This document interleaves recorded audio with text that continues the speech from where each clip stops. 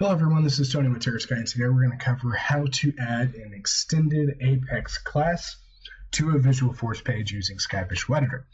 Now, this is definitely more of an advanced topic. So, if you are brand new to SkyVisualEditor and are not really familiar with the tool, I would suggest taking some time to go watch some of the other videos that are more for beginners, or actually playing around with SkyVisualEditor to get your hands dirty before you watch this video, because this is going to be more for our advanced users. Now, where does this video actually come into play? This is for all of our advanced users who want to add an extra functionality to a Visualforce page that does some kind of back-end logic that our pages just don't create by default. As an example, if you wanted to dynamically show or hide entire blocks of information based on user inputs, called dynamic re-rendering, that would be Apex logic that you would actually add in.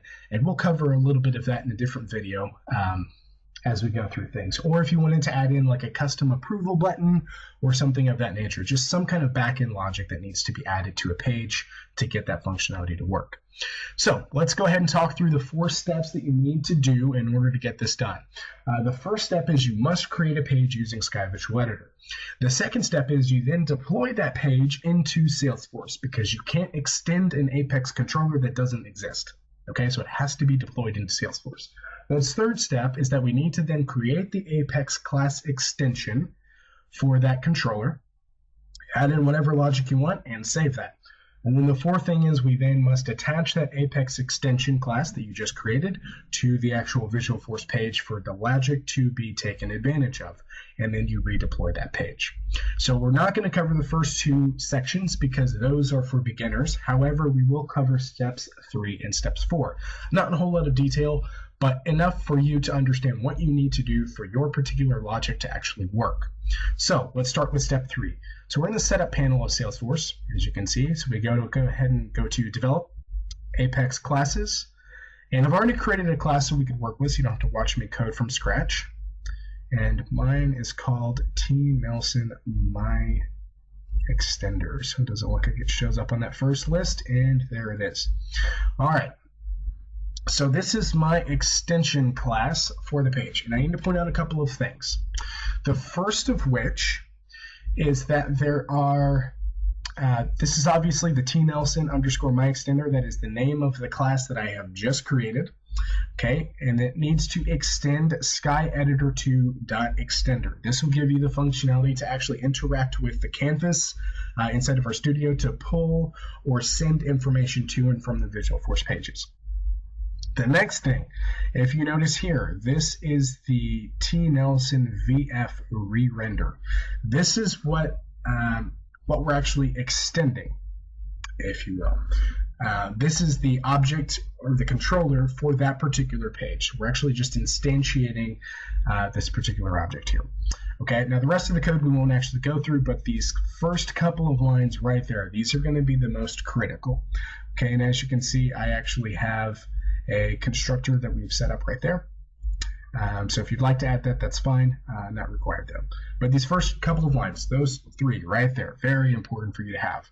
So we'll go ahead and switch back to Salesforce. After you go ahead and add this stuff in, you add whatever logic you'd like to have, save this, and we can go ahead and add that. The other thing I should point out is that the 2 methods I've added are update re-render 1 and update re-render 2. So you can see that in the Visualforce page. So we switch back to SkyVisualEditor, and now we should take a look at the actual Visualforce page that we are extending. So you open up that page, and the thing I should point out on the right-hand side, look at the page tab. The Visualforce page inside of Salesforce is called TNelson_re-render_example. Okay. However, my Apex class, the Apex controller for that Visualforce page, is called TNelson VF re-render. Now, if we go back to the Apex class, notice that is the exact same thing right here. So this is your controller's name for your Visualforce page, which can be different, but by default, they're exactly the same. All right, so now we need to actually extend that particular Apex class for this controller. So on the right-hand side, there's a section called Extended Apex Class. Click Settings. It's going to load all of the different Apex classes that are in your Salesforce environment. However, we are looking for that one Apex class that actually extends this particular page. So I will go ahead and choose tNelson_myExtender. You click OK. And assuming that it actually extends, you'll get this nice screen where no errors popped up. However, if you choose an Apex class that doesn't actually extend to this page, you'll get a nice little error message, and you'll need to rinse and repeat.